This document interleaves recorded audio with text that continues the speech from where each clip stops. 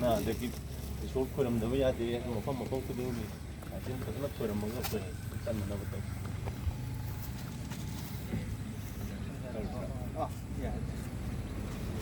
mafam de ki petrol ko ba na inna tanmin na se ha mo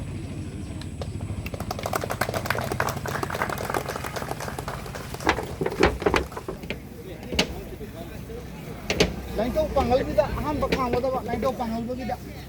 Angkai jadi.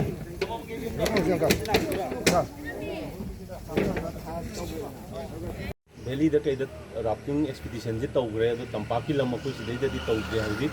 koi team rescue manipur na hauji tauriba keno je ahan ba manipur da han boina valley gi lam da se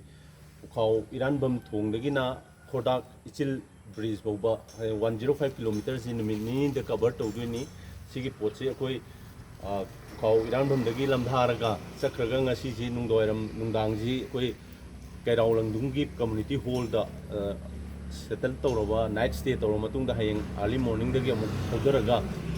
Khordak Echil Bridge boba 105 km ji koi cross tau du ni cover tau du ni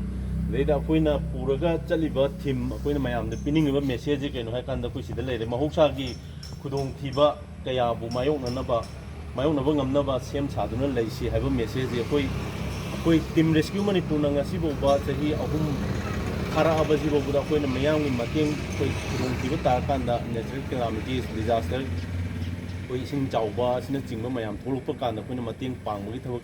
tawraiba posi Miam Pumnamakta Manipur ki Praja Jings da koi mateng pangningba kadagi mayam gi damakta thabak tawningbagi pot kayam leiraga ju masi hogdok pinaba ma leitraga di platform ma leitraga di yadamina koina koi pana mayam ma tawduna koi Manipur gi tongan mphong kya dagi angang jing tawraga koi silliba kenoji da koi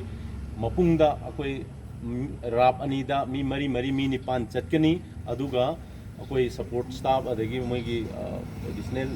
moi ani aso panjau buda koi keno tawna ba koi loi sem chare district administration de ki aupi de na koi ayaba laure ana koi pung hojik sidagi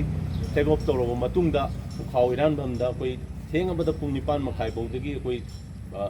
rafting expedition ji hogudui ana angang jing la koi yauriba khuding maksu koi mangol oina na ba koi wish tawjari loina na miam pumnamakta koi na ngasi pijariba message na maram oiraga Manipur da any khudong thiba natural calamities disaster oiro man made disaster oiro tholokpa mayam da koi punna thingminnasi thengnaminasi koi miam pumnamak humanity service dai da koi changjan minaji haiba wafam ji thamje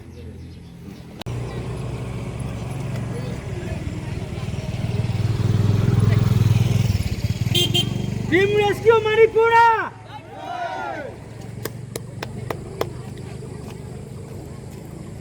subscribe cho kênh